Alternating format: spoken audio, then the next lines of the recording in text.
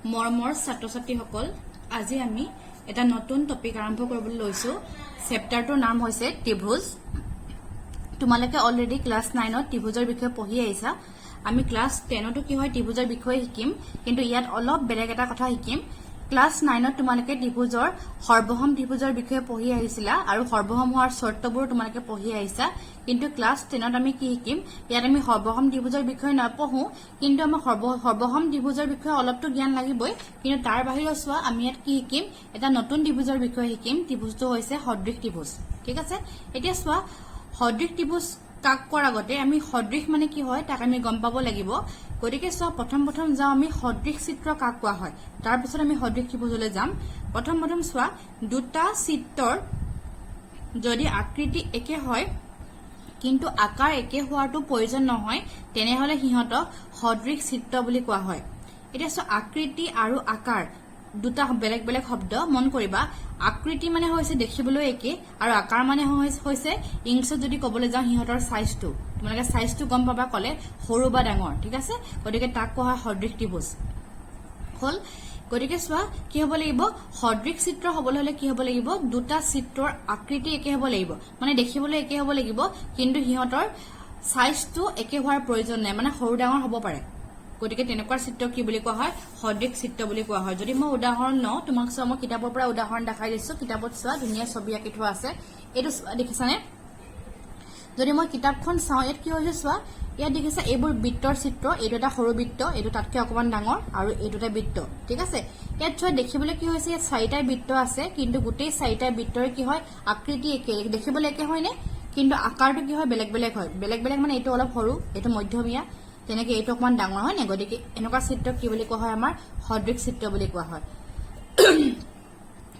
এতিয়া চাগে বুজিছা নিশ্চয় হয় নে? মানে কি গম পালা, সদৃশ চিত্ৰ হবলৈ হলে কি হব লাগিব,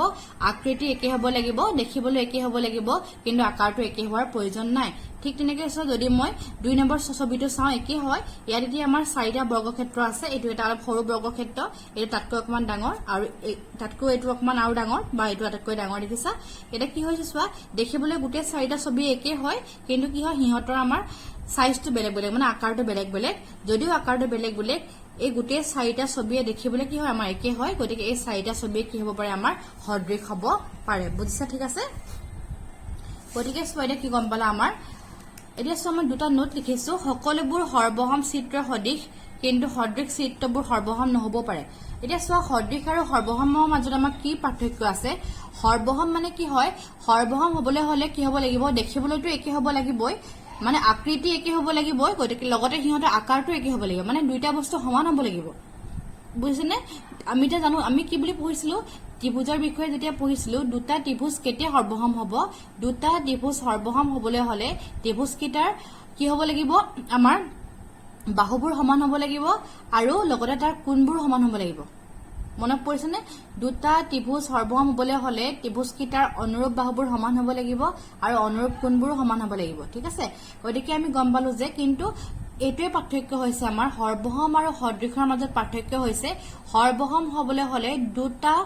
চিত্ৰ দেখিবলৈতো একে হব লাগিবই, লগতে সিহঁতৰ আকাৰটো একে হব লাগিব, কিন্তু সদৃশ হবলৈ হলে দেখাত একে হব লাগিব, কিন্তু আকাৰটো একে হোৱাৰ প্ৰয়োজন নাই। ঠিক আছে, গতিকে আমি ইয়াৰ পৰা কি গম পালো, সকলোবোৰ সৰ্বসম চিত্ৰই সদৃশ হয়, কিন্তু সদৃশ চিত্ৰবোৰ সৰ্বসম নহব পাৰে। ঠিক আছে, কাৰণ সদৃশ চিত্ৰ সৰ্বসম নহব পাৰে, হয়, কাৰণ আমি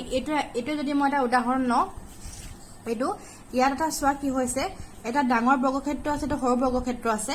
এইকেইটা সদৃশ হয়, এই দুইটা আমাৰ সদৃশ হয়, কিন্তু এই দুটা সৰ্বসম নহয়। কেলে নহয়, কাৰণ এইটো এটা ডাঙৰ বৰ্গ, এটা সৰু বৰ্গ, এই সৰু বৰ্গ আৰু ডাঙৰ বৰ্গৰ বাহুবোৰৰ মাজত আমাৰ পাৰ্থক্য আছে, কাৰণ সৰু বৰ্গটোৰ বাহুবোৰ কি হয়, সৰু হয়, মানে বাহুবোৰৰ মাপটো সৰু হয়, আৰু ডাঙৰ বৰ্গটোৰ বাহুবোৰৰ মাপ ডাঙৰ হয়। গতিকে এইটো আমাৰ সৰ্বসম নহয়, কিন্তু এইটো কি হয়, সদৃশ হয়। ঠিক আছে, সেইকাৰণে আমি কি গম পালো,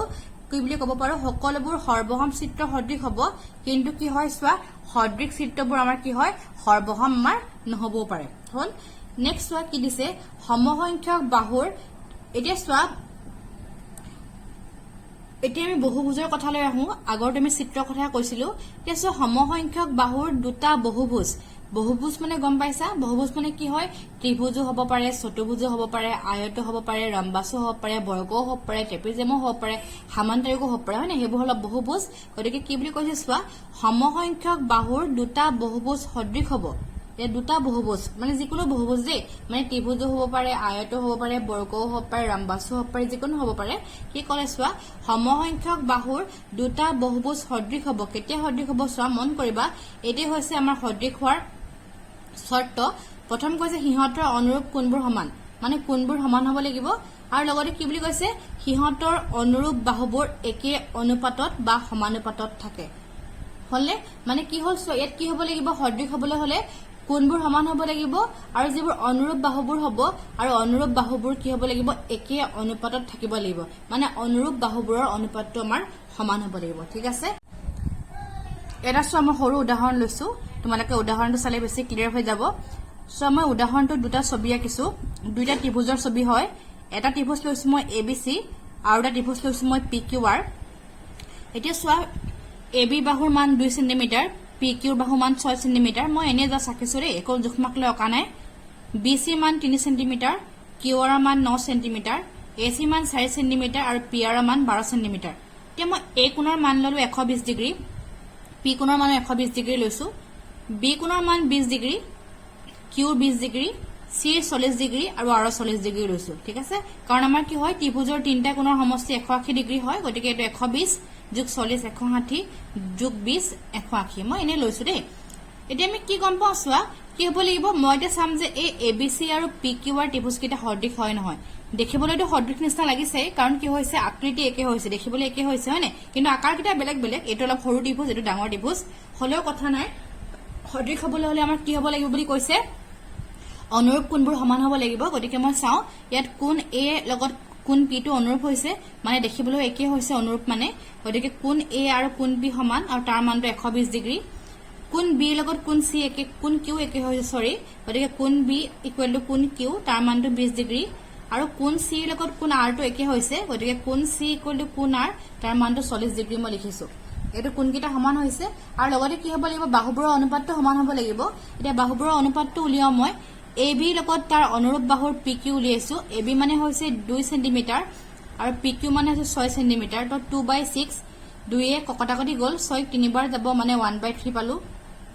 ঠিক তেনেকৈ বিসি লগত মই কিউআৰ লিখিছো BC/QR বিসি মানে 3 কিউআৰ মানে 9 3 9 গল তিনিবাৰ কাটিলে 3 3 গুণ 9 মানে 1/3 হল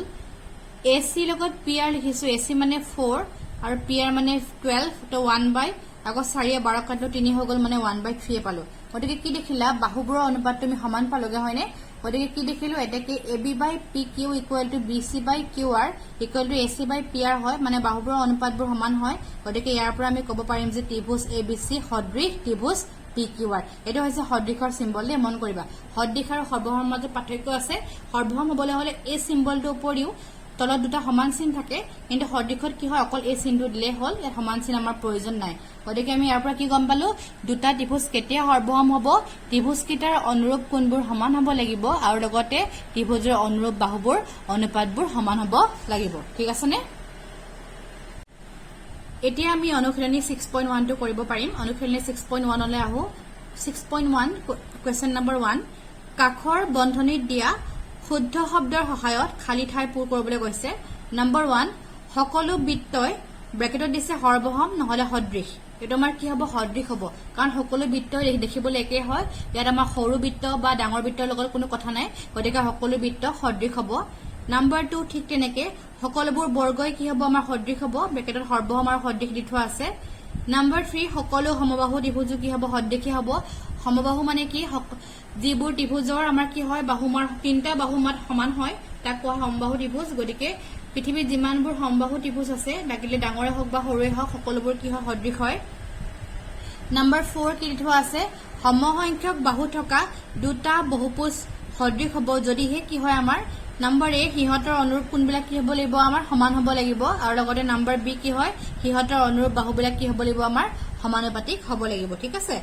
কোৱেশ্চন নম্বৰ 2 আহিলে চোৱা এতিয়া তলত উল্লেখ কৰা বিলাকৰ দুটা ভিন্ন উদাহৰণ দিবলৈ কৈছে নম্বৰ 1 এজোৰ সদৃশ চিত্ৰৰ উদাহৰণ কৰি দিবলৈ কৈছে হদ্ৰিক চিত্ৰ কি হয় মই দুটা উদাহৰণ দিছো তোমালোকে এটাও দিব পাৰা হদ্ৰিক চিত্ৰ হ'ব বৃত্তবোৰ সদৃশ হয় আৰু লগতে বৰ্গবোৰ সদৃশ হয় ঠিক তেনেকৈ এযোৰ অসদৃশ চিত্ৰ কি হয় আয়তটো আমাৰ অসদৃশ হয় আৰু চতুৰ্ভুজটো আমাৰ অসদৃশ হয় মানে সদৃশ বুলি তুমি ক'ব নোৱাৰা সদায় ঠিক আছে এতিয়া চোৱা নম্বৰ 3 আহিলে তলত দিয়া চতুৰ্ভুজ দুটা সদৃশ হয় নহয় উল্লেখ কৰিবলৈ কৈছে তলত দুটা চতুৰ্ভুজ দি থোৱা আছিলে সদৃশ হয় নহয় এটা সদৃশ নহয় দেখিলে গম পায় হয়নে সদৃশ ত্ৰিভুজৰ কি হয় আকাৰটো একে হ'ব লাগিব এইটো আকাৰটো আমাৰ একে নহয় হয় দেখিবলৈ আৰু দেখিবলৈ এইটো আকাৰ একে নহয় এইটো কি বেকা হৈছে আৰু এইটো কি হৈছে এইটো এটা আমাৰ দেখিবলৈ সমান্তৰালৰ নিচিনা লাগিছে আৰু এটা দেখিবলৈ বৰ্গৰ নিচিনা লাগিছে গতিকে এইটো কি হয় আমাৰ সদৃশ নহয় উক্ত চতুৰ্ভুজ দুটা সদৃশ নহয় বা তোমালোকে এনেকৈ চাব পাৰা সদৃশ হ'বলৈ হলে কোণবোৰৰ অনুৰূপ কোণবোৰৰ মান সমান হ'ব লাগিব ইয়াত প্ৰত্যেকটো কোণৰ মান 90 ডিগ্ৰী হয় কিন্তু এই যেটো চিত্ৰ হয় ইয়াত প্ৰত্যেকটো কোণৰ মান আমাৰ 90 ডিগ্ৰী নহয় ঠিক আছে নে এতিয়া আমি মেইন টপিকলৈ আহো আমাৰ অনুশীলনী 6.1 টো শেষ হৈছে ইতিমধ্যে এতিয়া আমি অনুশীলনী 6.2 লৈ যোৱাৰ আগতে তাত থকা আমি উপপাদ্য কিটা পঢ়িবলৈ আৰম্ভ কৰো তাত চোৱা যেটো আমাৰ প্ৰথম উপপাদ্য আছে উপপাদ্য 6.1 এটো উপপাদ্য খুবেই ইম্পৰ্টেন্ট বা খুবেই আমাৰ দৰকাৰী হয় এই উপপাদ্যটো পৰীক্ষাত আহিয়ে থাকে এতিয়া চোৱা উপপাদ্যলৈ যোৱাৰ আগতে মই ত্ৰিভুজৰ সাদৃশ্য হোৱাৰ চৰ্তটো বিষয়ে গম পাই লওঁ কি আছে চোৱা ত্ৰিভুজৰ সাদৃশ্য কি লিখিছো দুটা ত্ৰিভুজ সদৃশ হ'ব যদিহে নম্বৰ 1 কি হ'ব লাগিব হিহতৰ অনুৰূপ কোণবোৰ সমান হ'ব লাগিব আৰু নম্বৰ 2 কি হ'ব লাগিব হিহতৰ অনুৰূপ বাহুবোৰ একে অনুপাতত বা সমানুপাতত কি হ'ব লাগিব থাকিব লাগিব হল এটো মই অলৰেডি কলো এতিয়া চোৱা উপপাদ্য 6.1 এটো এটা খুব ইম্পৰ্টেন্ট উপপাদ্য হয় মই সাইডত লিখি দিছো ইম্পৰ্টেন্ট বুলি আৰু পৰীক্ষাত এই উপপাদ্যটো আহিয়ে থাকে আৰু 4 মাৰ্কছৰ কাৰণে আহে গতিকে তোমালোকে খুব ভালকৈ প্ৰেক্টিস কৰিবা আৰু খুব ভালকৈ মন দি চাবা ঠিক আছে উপপাদ্য কি বুলি কৈছে চোৱা যদি এডাল ৰেখা কোনো ত্ৰিভুজৰ এটা বাহুৰ সমান্তৰালকৈ টনা হয় আৰু ৰেখাডালে আন দুটা বাহুক দুটা নিৰ্দিষ্ট বিন্দুত ছেদ কৰে তেনেহলে সেই বাহু দুটা একে অনুপাতত বিভক্ত হ'ব বুলি কৈছে চোৱা যদি এডাল ৰেখা কোনো ত্ৰিভুজৰ এটা বাহুৰ সমান্তৰালকৈ টনা হয় এতিয়া চোৱা কি কৰো মই এ বি সি এটা ত্ৰিভুজ আঁকিলো দেখিছানে এ বি সি মই ত্ৰিভুজ আঁকি ললো এতিয়া বি সি সমান্তৰালকৈ মই কি আঁকিলো ডি ই আঁকিছো এটা ৰেখা আৰু ৰেখাডালে আন দুটা বাহুক দুটা নিৰ্দিষ্ট বিন্দুত ছেদ কৰিছে হয় ডি ৰেখাডালে এ বি বাহুক ডি বিন্দুত আৰু এ সি বাহুক ই বিন্দুত কাটিছে তেনেহলে সেই বাহু দুটা একে অনুপাতত বিভক্ত হ'ব বুলি কৈছে এতিয়া যি দুটা বাহু থাকিলে এ বি আৰু এ সি সেই বাহুকিটা একে অনুপাতত বিভক্ত হ'ব একে অনুপাতত বিভক্ত হ'ব মানে A D by D B is equally কি হ'ব লাগিব আমাৰ এ ই বাই ই সি হ'ব লাগিব ঠিক আছে নে এটো খুব ইম্পৰ্টেন্ট উপপাদ্য হয় তোমালোকে উপপাদ্যটো মনত ৰাখিবা হল আৰু লগতে উপপাদ্যটো তোমালোকে মুখস্থ কৰিবা ঠিক আছে কাৰণ আমাৰ উপপাদ্যটো পিছত ব্যৱহাৰ হ'ব গতিকে লিখিব লাগিব গতিকে তোমালোকে উপপাদ্যটো খুব ইম্পৰ্টেন্ট হয় মই আকৌ এবাৰ কৈছো তোমালোকে উপপাদ্যটো মনত ৰাখিবা ঠিক আছে হল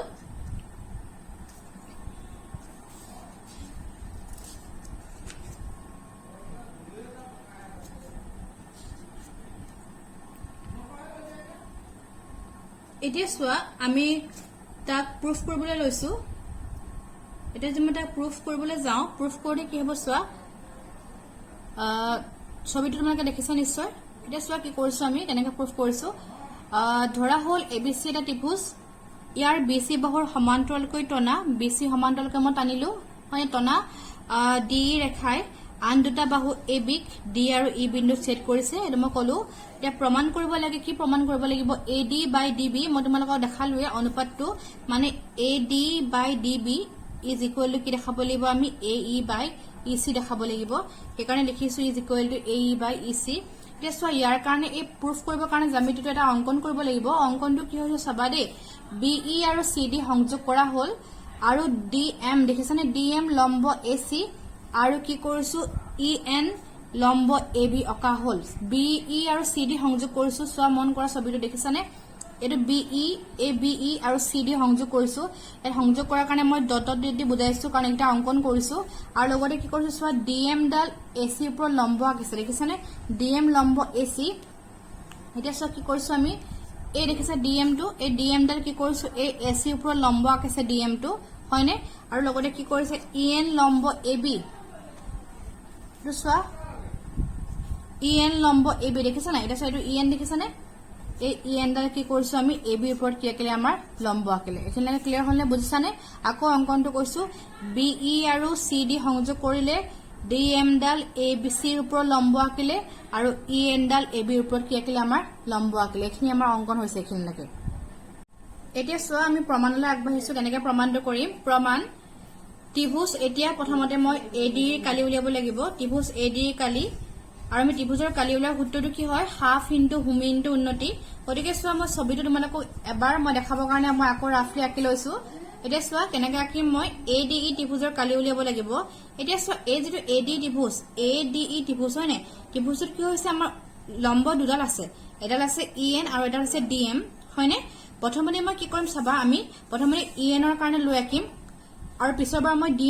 এমৰ কাৰণে কৰিম এইটো খুব ভালকে মন কৰিবা দেই খুব ইম্পৰ্টেণ্ট হয় প্ৰথমতে মই ত্ৰিভুজ ইয়াত যিমান এ ডি ই কালি উলিয়াম আৰু তাৰ কাৰণে মই প্ৰথম লম্বডাল মই ই এন লান ল'ম ডি এম ডাল মই নলওঁ মন কৰিবা প্ৰথমতে যদি মই লওঁ এ ডি ই কালি উলিয়াও আমাৰ কি হয় হাফ ইনটু ভূমি ইনটু উন্নতি এতিয়া যদি মই এ ডি ত্ৰিভুজৰ কাৰণে উন্নতি ই এন লওঁ আমাৰ ভূমি কোনডাল ল'ব লাগিব এ ডি ল'ব লাগিব হয় সেইকাৰণে কি লিখিছো চাবা হাফ ইনটু ভূমি হৈছে এ ডি আৰু উন্নতি হৈছে ই এন এইটো মই সমীকৰণ নম্বৰ 1 দিলো এইটো এ ডি কালি এতিয়া চোৱা ঠিক তেনেকে তাৰ তলে তলে প্ৰথমতে মই বাঁহাতৰ খিনি কাম আগতে কৰি লওঁ তাৰ পিছৰ পৰা মই সোঁহাতৰ পিনে যাম এতিয়া মই প্ৰথমতে এ ডি ই উলিয়ালো তাৰ পিছত মই কি কৰিম এই বি ডি ই দেখিছেনে তাৰ তলত যিটো ত্ৰিভুজ আছে বি ডি ই এই ত্ৰিভুজৰ মই কালি উলিয়াম এই বি ডি ত্ৰিভুজটো কালি উলিয়াম এই বি ডি ত্ৰিভুজ যদি মই লওঁ এই ত্ৰিভুজ যদি মই এনেকে চাওঁ তোমালোকে মন কৰিবা চাবা এনেকে হয় মই দেখাইছো ছবিটো বি ডি দে এনেকুৱা টাইপৰ হয় এক্সৰে দেখিবলৈ এইটো হয় এনেকুৱা ধৰণৰ হয় মানে আকোতে আমাৰ অলপ এনেকুৱা নিচিনা হৈছে আৰু কৰিছো এইটো বি এইটো ডি আৰু এইটো ই হৈছে হয় নে এইটো আমাৰ এতিয়া ইয়াত কি হয় আকৌ লম্ব লাগিব নহয় এই ত্ৰিভুজটোত লম্ব আমি ই এন ডাল ল'ব লাগিব এইটো ই এন চোৱা ই এন ডাল বাহিৰৰ পিনে আছে দেখিছেনে এই লম্বডাল এডাল ল'ব লাগিব মই এই বাহিৰৰ পিনে লম্বটো আছে এইটো এনেকে গৈছে ঠিক আছে ইয়াত ই এন ডাল ইয়াত মানে লম্বটো মই ই এন ল'ব লাগিব কেতিয়াবা আমাৰ কিছুমান ত্ৰিভুজৰ লম্ব বাহিৰত থাকে ন গতিকে এই ত্ৰিভুজটোৰ কাৰণে মই বি ডি ত্ৰিভুজটোৰ কাৰণে আমাৰ লম্ব ই এন ল'ব লাগিব আৰু লম্বডাল ক'ত আছে বাহিৰত আছে কিছুমান ত্ৰিভুজৰ আমি ভিতৰত লম্ব আঁকিব নোৱাৰো কিছুমান ত্ৰিভুজৰ লম্বটো কি হয় বাহিৰত থাকে গতিকে আমি বাহিৰৰ পৰা কনচিডাৰ কৰিব লাগিব হল বুজি পালা সেইকাৰণে মই এতিয়া কি কৰিম যদি মই এই চোৱা বি ডি ই ত্ৰিভুজটো চাওঁ নহয় তাৰ কাৰণে মই লম্ব কোনডাল ল'ব লাগিব এই ই এন ডাল ল'ব লাগিব মানে ই এন ডাল ক'ত আছে আমাৰ বাহিৰত আছে ঠিক আছে এইখিনিলৈকে হল মই ই এন ডাল বাহিৰৰ পৰা ললো গতিকে এতিয়া আমি কি পামগে চাবা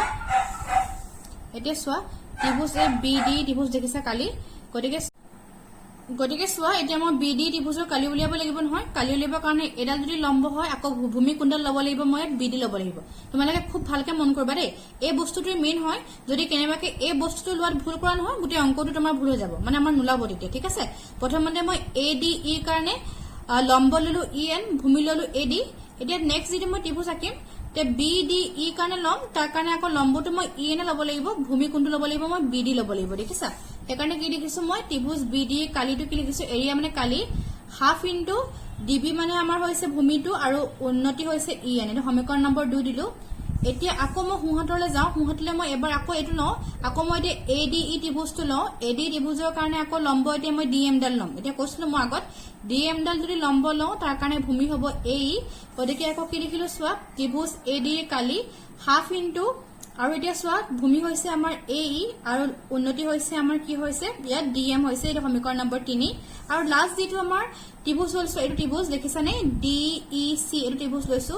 ডি ই চি এইটো একে আগৰ নিচিনা একে হয় এই ডি ই চি ত্ৰিভুজৰ কাৰণে মই লম্ব বাহিৰডাল ল'ব লাগিব এই ডি এম ডাল ল'ব লাগিব লম্ব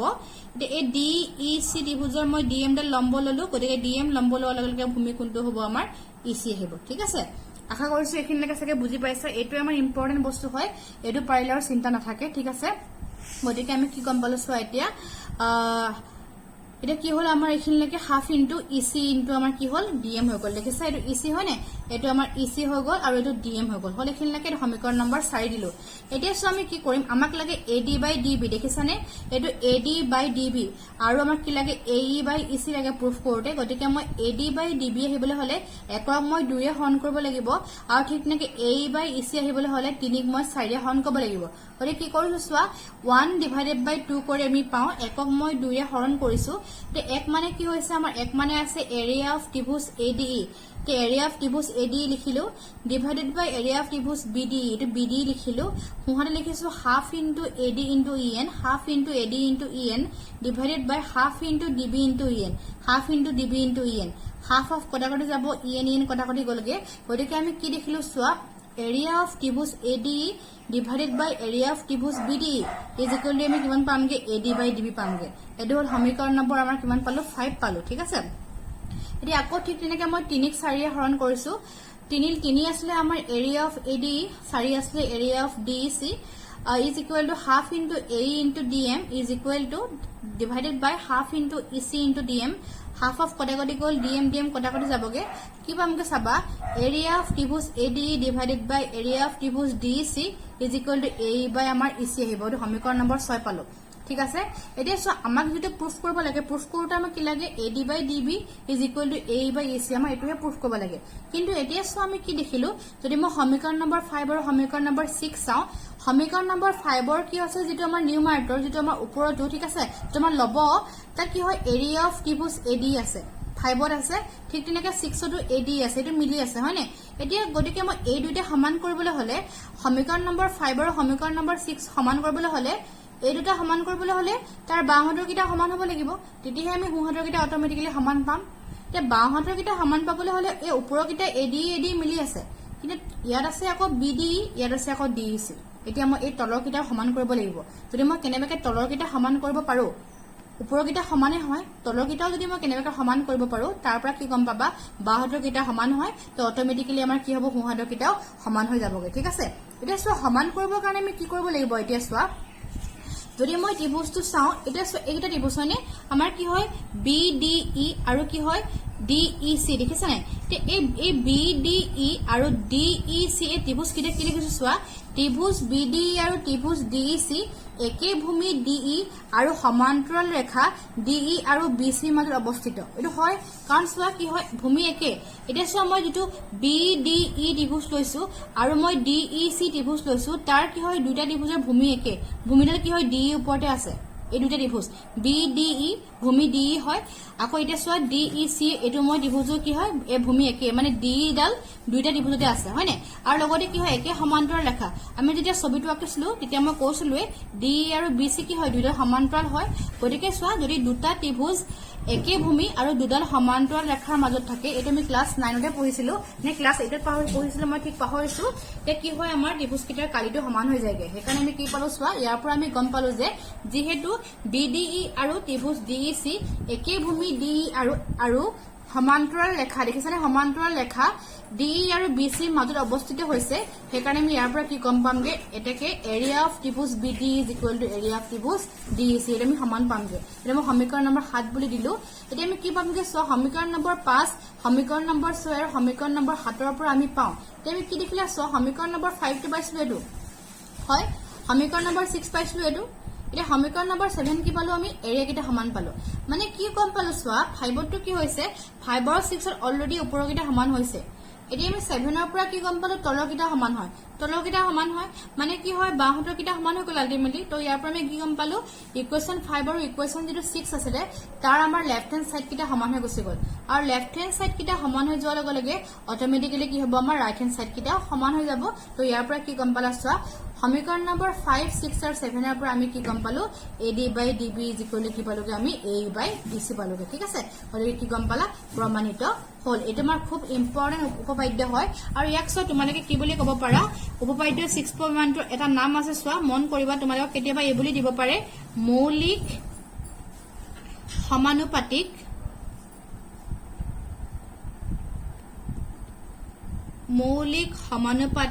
উপপাদ্য বুলি কোৱা হয় এটো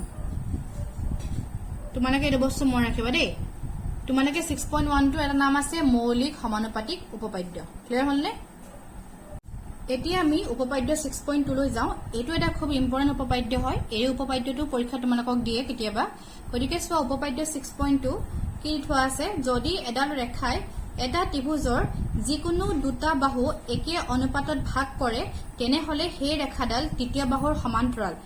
এই উপপাদ্য 6.2 উপপাদ্য 6.1 আমাৰ উল্টাটো হয়, অপজিটটো হয়, মানে ৰিভাৰ্সটো হয়। মৌলিক সমানুপাতিক উপপাদ্যৰ যেটো বিপৰীত উপপাদ্য হেতু হৈছে ইয়াত কি বুলি কৈছে চোৱা, যদি এডাল ৰেখাই এটা ত্ৰিভুজৰ যিকোনো দুটা বাহু একে অনুপাতত ভাগ কৰে তেনেহলে সেই ৰেখাডাল তৃতীয় বাহুৰ সমান্তৰাল বুলি কৈছে। এই উপপাদ্যকেইটা খুব ভালকে মন কৰবা দেই। ষ্টুডেণ্টে কি কৰে আগতে লিখোতে খেলিমেলি কৰে। উপপাদ্য 6.1 টোত হৈছে যদি সমান্তৰালকৈ টানো ৰেখাডাল, সেই ৰেখাডালে কি হয় বাকি দুটা বাহুক সমান অনুপাতত ভাগ কৰে। কিন্তু 6.2 টো কি বুলি কৈছে,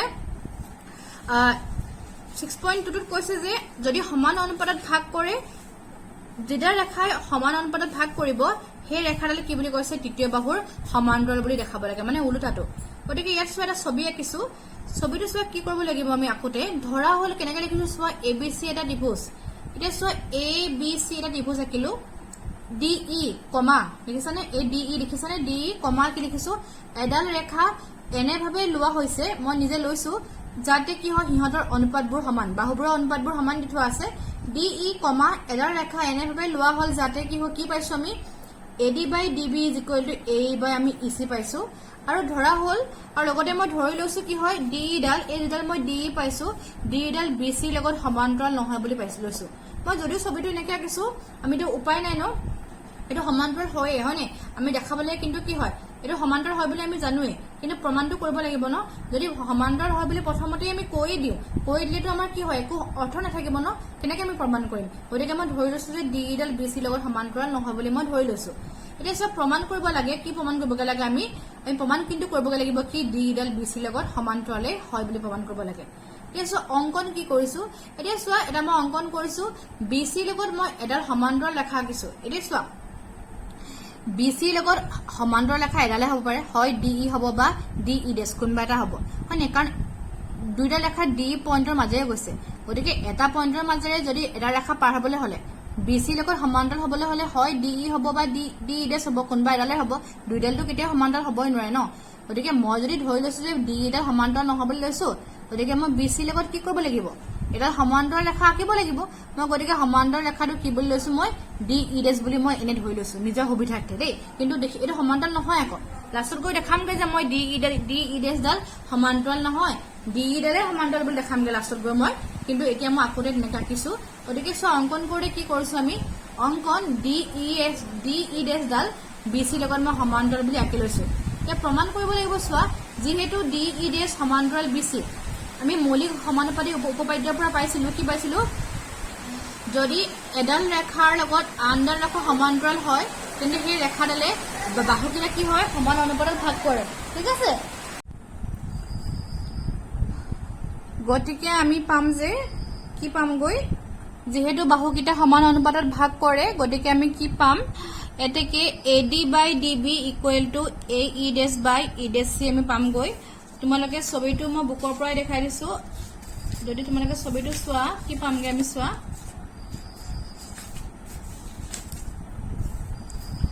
এইটো হল আমাৰ ছবিটো আছিলে হয়নে, এইটো ছবিটো চোৱা হয়। এতিয়া কি হয় সমান্তৰাল পালো, আমি কি লিখিছিলো ধৰোতে DE ডেছ ডাল BC লগত সমান্তৰাল লিখিছিলো নহয়, সমান্তৰাল হলে অনুপাত কেইটা সমান হয়, গতিকে AD by DB is equal to AE dash by E dash C হ'ব, হল। সেইকাৰণে মই এইটো লিখিছো উপপাদ্য 6.1, বা তোমালোকে লিখিব পাৰিবা যে মৌলিক সমানুপাতিক উপপাদ্য, যিটো লিখা তোমালোকৰ কথা হল। আৰু এটা চোৱা কি হৈছে, আৰু আমাক কি দি থোৱা আছে, AD by DB equal to AE by EC, এটা আমাক গিভেন কণ্ডিশ্যন দি থোৱা আছে, এইটো সমীকৰণ নম্বৰ 2। এতিয়া যদি মই 1 আৰু 2 তুলনা কৰো কি পাম চোৱা, বাওঁহাতে AD by DB, এইটো বাওঁহাতে AD by DB আছে, হয়। এতিয়া কি হ'ব, সোঁহাতৰ কেইটা আমাৰ অট'মেটিকেলি সমান হৈ যাব, মানে AE by EC equal to AE dash by E dash C পাই যামগে, ঠিক আছে। গতিকে চোৱা এইটো মই ইয়াত লিখিছো, আমি কি পাইছো চোৱা, এতিয়া চোৱা 1 আৰু 2 পৰা আমি পাম কি পামগে, আমাৰ সমান হ'ব AE by EC equal to AE dash by E dash C, ঠিক আছে। এটা সমান পালো। এতিয়া কি কৰিম চোৱা, মই দুইটা সাইডে সোঁহাতে আৰু বাওঁহাতে 1 যোগ কৰিছো আমাৰ আনসাৰটো উলিয়াবৰ কাৰণে, দুইটা সাইডে মই 1 যোগ কৰিলো। তাৰ পিছৰ লাইনটো কি হৈছে, লসাগু উলিয়াব লাগিব। এতিয়া লসাগু কাৰণে আমাৰ লসাগুটো EC হৈছে, এতিয়া ওপৰত লিখিছো AE যোগ EC into 1 EC হল। এতিয়া ইয়াত চোৱা আমাৰ লসাগু হৈছে E dash C, এতিয়া AE dash plus E dash C into 1 আমাৰ E dash C হ'ব, হল এখিনলৈকে এতিয়া সো এই আৰু ইসি যদি মই যোগ কৰো কি পামগে আমি এসি পামগে তোমালোকে হয় ছবিটো এবাৰ চাবও পাৰা তোমালোকে যদি মন যায় এই আৰু ইসি চাবা দেই এটো সোৱা এটা ছবি মন কৰা এ ই দেখিছা আৰু ইসি হৈছে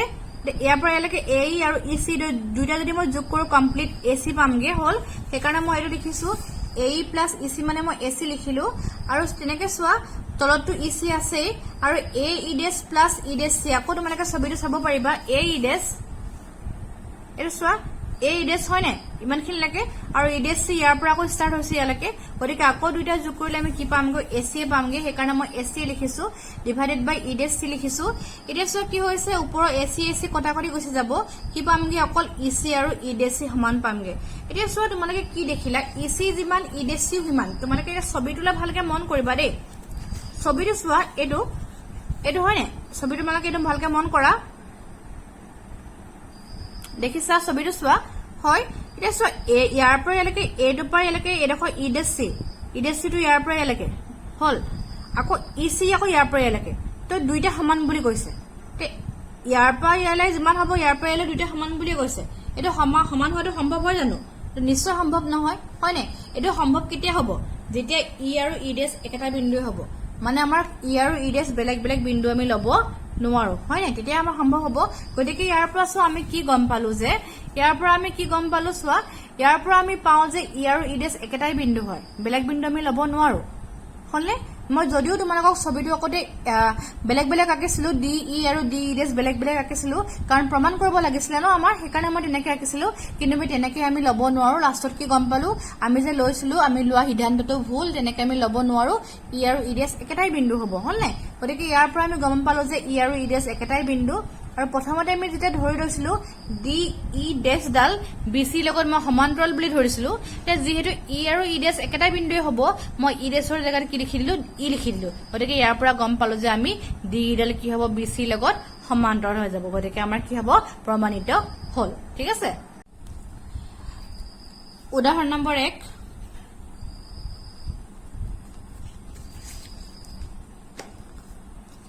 যদি এডাল ৰেখাই ত্ৰিভুজ এবিসিৰ এবি আৰু এসি বাহু ক্ৰমে ডি আৰু ই বিন্দুত ছেদ কৰে আৰু ৰেখাডাল বিসিৰ সমান্তৰাল হয় তেন্তে প্ৰমাণ কৰা যে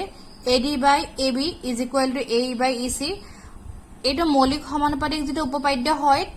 তাৰ পৰা আহিছে এইটো উপপাদ্য অলপ বেলেগ হয় এই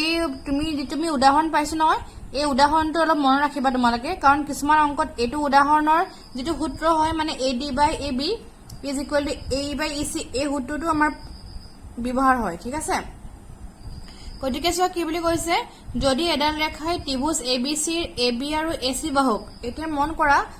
এটো হল ত্ৰিভুজ এবিসি হয় নে ত্ৰিভুজ এবিসি হয় তাৰে সো এতে এবি আৰু এসি বাহুক কি কৰিছে ডি আৰু ই বিন্দু কাটিছে এটা কি দেখাব লাগে ৰেখাডাল তেতিয়া কি বুলি কৈছে এই ডিডাল ডি ই ৰেখা বিসিৰ সমান্তৰাল বুলি কৈছে আৰু প্ৰমাণ কৰিব লাগে কি হয় আমি মৌলিক সমানুপাতিক উপপাদ্যৰ পৰা গম পাও AD by DB is equal to A by EC হয় এটো সমানুপাতিক উপপাদ্য কিন্তু ইয়াত কি হৈছে এডি বাই এবি কৰিবলৈ কৈছে আৰু এ বাই এসি বুলি কৈছে আমি হেতু পাব পাৰো ঠিক আছে এটো বস্তু মন ৰাখিবা এটো মই ফিগাৰটো আঁকি ললো হল এতিয়া সো কেনেকৈ প্ৰমাণ কৰিম প্ৰমাণটো সো কি হৈছে আমাৰ দিয়া আছে ত্ৰিভুজ এবিসিৰ বিসি সমান্তৰাল ডিসি ডিই এটা প্ৰমাণ কৰিব লাগে AD by DB is equal to A by AC হয় হল এতিয়া সোৱা যেটো প্ৰমাণ কৰিব লাগে তাৰ আমাৰ কি কৰিব লাগিব এটা প্ৰমাণ মই ছবিটো কিতাপৰ পৰা দেখাই দিছো এটা সোৱা প্ৰমাণ দেখিছানে এতিয়া কি হয় সোৱা আমাক কি দিথোৱা আছে প্ৰথম যেহেতু DE সমান্তৰাল BC DE টো BC লগত সমান্তৰাল দিথোৱা আছে এতিয়া সমান্তৰাল দিয়াৰ কাৰণে মই মৌলিক সমানুপাতিক উপপাদ্যৰ পৰা কি পাম DE টো BC লগত সমান্তৰাল হয় গতিকে তাৰ পৰা মই কি পাম AD by DB is equal to A by EC হয় এটো মৌলিক সমানুপাতিক উপপাদ্য দেই এটো হল AD by DB is equal to A by EC তোমালোকে উপপাদ্য 6.1 লিখিব নালাগে কি লিখি দিবা তোমালোকে গুটে উপপাদ্যটো লিখিব পাৰা উপপাদ্য 6.1 বুলি আৰু এটা কথা পৰীক্ষাত আকৌ তোমালোকে উপপাদ্য 6.1 বুলি লিখি থৈ নাহিবা মানে উপপাদ্য 6.1 কি হয় কোনোটো ক'ব নোৱাৰে ন কি হয় তোমালোকে কি কৰিবা হয় গুটে উপপাদ্যটো লিখি পেলাবা যদি উপপাদ্য মনত নাথাকে তোমালোকে সাইডত কি লিখি দিবা মৌলিক সমানুপাতিক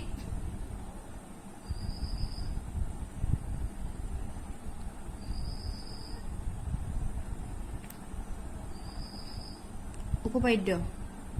ঠিক আছে আৰু তোমালোকে সকলোৱে গম পোৱাই ন কাৰণ কি হয় জ্যামিতিত যেতিয়া আমি কৰো সাইডত কি হয় সদায় সাইডত কন্ডিশনটো লিখিব লাগে কোৰ পৰা আহিছে তেতিয়া কন্ডিশনটো লিখিলে ভাল হয় আৰু আমি গোটা গোটা মাৰ্কস পোৱা যায় তেতিয়া আমাৰ মানে কি হয়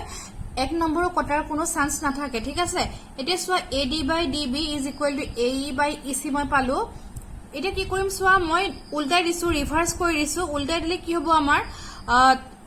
এই যেটো ফ্ৰেকশন হয় উল্টাই দিলে কি হ'ব DB টো ওপৰে যাব AD তললৈ আহিব সিমিলাৰলি EC ওপৰে যাব AE তললৈ আহিব এতিয়া কি কৰিম সোৱা মই বোথ সাইডে 1 প্লাস কৰিছো আমাৰ উলিয়াব কাৰণে লেফট সাইডে 1 এড কৰিছো ৰাইট সাইডে 1 এড কৰিছো এড কৰাৰ লগে লগে কি আহিব সোৱা আমাৰ এলসিএম লব লাগিব ন তে এলসিএম লওতে আমাৰ কি কৰিব লাগিব সোৱা যেতিয়া মই এলসিএম লম ইয়াত AD টো আমাৰ এলসিএম লখাগু হ'ব ওপৰত DB আছে AD * 1 AD আহিলে is equal to হুহাতে আমাৰ AE এলসিএম হ'ব ওপৰত EC আহিলে প্লাস ঠিক আছে AE * 1 AE হৈ গল হল এটা সোৱা DB আৰু AD যদি মই যোগ কৰো DB আৰু AD তোমালোকে ছবিটো আকৌ চাব পাৰা যদি মই ছবিটো চাও এটা সোৱা ছবিটো দেখিছা এটো সোৱা AD আৰু DB যদি যোগ কৰো কি পাম মই গুটে AB ডাল পামগে হয়নে হেকাৰণে মই DB আৰু AD যোগ কৰোতে মই AB পালো আৰু EC + AE তোমালোকে ছবিটো সোৱা এটো বস্তু এটো EC হয় এটো এপাৰটো EC হয় দেখিছা আৰু AE এই EC আৰু AE যোগ কৰিলে কি পামগে আমাৰ AC আহিব হয়নে হেকাৰণে কি লিখিলো সোৱা EC আৰু AE যোগ কৰিলে আমি কি পাম AC পামগে গতিকে আমি কি গম পালা AB by AD is equal to AE by EC আমাক তাৰ উল্টাটো লাগে আকৌ মই কি কৰিছো এৰ উল্টাই দিছো এই ফ্ৰেকশন কিটা আকৌ উল্টাই দিলে কি হ'ব আমাৰ AD টো ওপৰলৈ যাব AB তললৈ আহিব সিমিলাৰলি AE টো ওপৰলৈ যাব AC কি হ'ব আমাৰ তললৈ হ'ব ঠিক আছে এটো হ'ব আমাৰ প্ৰমাণিত হল এটো আমাৰ এটা খুব ইম্পৰ্টেন্ট উদাহৰণ হয় পৰীক্ষাৰ এই উদাহৰণটো কেতিয়াবা তোমালোকক উলিয়াবলৈ দিয়ে গতিকে তোমালোকে উদাহৰণটো চাবা ঠিক আছে এতিয়া সোৱা উদাহৰণ নম্বৰ 3 উদাহৰণ নম্বৰ 2 টো মই তোমালোকক কৰি দিয়া নাই তোমালোকে উদাহৰণ নম্বৰ 2 টো কিতাপৰ পৰা চাবা উদাহৰণ নম্বৰ 2 টো ইম্পৰ্টেন্ট হয় পৰীক্ষা কেতিয়াবা দিয়ে তোমালোকে নিজে ঘৰত কৰি এবাৰ ট্ৰাই কৰি চাবা আৰু যদি কিবা নুবুজে তোমালোকে মোক খুদিব পাৰিবা ঠিক আছে এতিয়া সোৱা উদাহৰণ নম্বৰ 3 এটোটা খুব ইম্পৰ্টেন্ট উদাহৰণ এক্সামত দি থাকে তোমালোকক এতিয়া সোৱা উদাহৰণ 3 চিত্ৰ 6.16 ত PS by SQ is equal to PT by TR দি থোৱা আছে আৰু PST equal to PQR সমান দি থোৱা আছে সৰি PRQ সমান দি থোৱা আছে তে প্ৰমাণ কৰিব লাগে যে PQR এটা সমদ্বিবাহু ত্ৰিভুজ বুলি প্ৰমাণ কৰিব লাগে ছবিটো দি থোৱা আছে দেখিছা PQR ত্ৰিভুজ এটা তাৰে এই PST কোনটো এটো কোন আৰু এটো কোন সমান দি থোৱা আছে লিখি লৈছো এই কাৰণে দিয়া আছে PS by SQ এই PS by SQ equal to PT by TR তোমাক দি থোৱা আছে আৰু লগতে আৰু এটা কন্ডিশন দি থোৱা আছে PST এই কোনটো PST আৰু কি হয় PRQ এই PRQ দেখিছানে এটো বস্তু এই PST আৰু PRQ কি হয় দুইটা আমাৰ সমান দি থোৱা আছে তে প্ৰমাণ কৰিব লাগে যে PQR এটা সমদ্বিবাহু ত্ৰিভুজ মানে কি গোটেই ত্ৰিভুজটো এই যেটো PQR ত্ৰিভুজটো সমদ্বিবাহু ত্ৰিভুজ বুলি দেখাব লাগে এতিয়া সব প্ৰমাণ কৰোতে মই কি কৰিছো যিহেতু PS by SQ equal to PT by TR দি থোৱা আছে আমাৰ হয়নে PS by SQ equal to PT by TR দি থোৱা আছে মই ছবিটো বুকৰ পৰা দেখাইছো সোৱা এটো বস্তু PS by SQ equal to PT by TR দি থোৱা আছে আমি যেটো উপপাদ্য 6.2 পঢ়িছিলো মানে মৌলিক সমানুপাতিক উপপাদ্যৰ যেটো বিপৰীত উপপাদ্য পঢ়িছিলো কি বুলি কৈছিলে যদি সমান অনুপাতত ভাগ কৰে হে ৰেখাডাল তৃতীয় বাহুৰ সমান্তৰাল হ'ব তো তাৰ পৰা আমি ক'ব পাৰিম যে ST ডাল QR লগত সমান্তৰাল হয় ঠিক আছে হেকাৰণে সোৱা যেহেতু অনুপাত কিটা সমান তো ইয়াৰ পৰা আমি ক'ব পাৰিম যে ST সমান্তৰাল QR এটো উপপাদ্য 6.2 তোমালোকে উপপাদ্য 6.2 লিখি গোটেই উপপাদ্যটো লিখি দিবা ঠিক আছে এটা সোৱা কি পামগে আমি এটো হল ST সমান্তৰাল QR ঠিক আছে আৰু সোৱা এতিয়া যদি মই কৰো যে সমান্তৰাল পোৱা কাৰণে কি হ'ব সোৱা যেহেতু দুডাল বাহু সমান্তৰাল হৈ গল এতিয়া এডাল বাহু আৰু এডাল বাহু সমান্তৰাল তে সমান্তৰাল যদি হয় তে এটো কোণ আৰু এটো কোণ সমান হ'বনে যদি তো মানে কি পাম PST equal to PQR পামগে এটো কোণ আৰু এটো কোণ সমান হ'ব কাৰণ সমান্তৰাল বাহু আৰু যদি মই PQ ডাল তিৰ্যক বুলি ধৰো তে কি হ'ব এটো কোণ আৰু এটো কোণ সমান হ'ব মানে অনুৰূপ কোণ হ'ব ঠিক আছে গতিকে এটো কি পাম সোৱা কাৰণে ST সমান্তৰাল QR তো তাৰ পৰা আমি কি পাম PST আৰু PQR দুইটা সমান পামগে অনুৰূপ কোণ এই সমীকৰণ নম্বৰ 1 পালো আৰু আমাক দি থোৱা আছে PST আৰু PRQ সমান দি থোৱা আছে এটো গিভেন কন্ডিশন তো হেৰ সমীকৰণ নম্বৰ 2 দিলো এতিয়া সো যদি মই সমীকৰণ নম্বৰ 1 আৰু সমীকৰণ নম্বৰ 2 যদি মই তুলনা কৰো আমি কি পামগে চাবা এতিয়া সো সমীকৰণ নম্বৰ 1 ৰ বাহতে PST আছে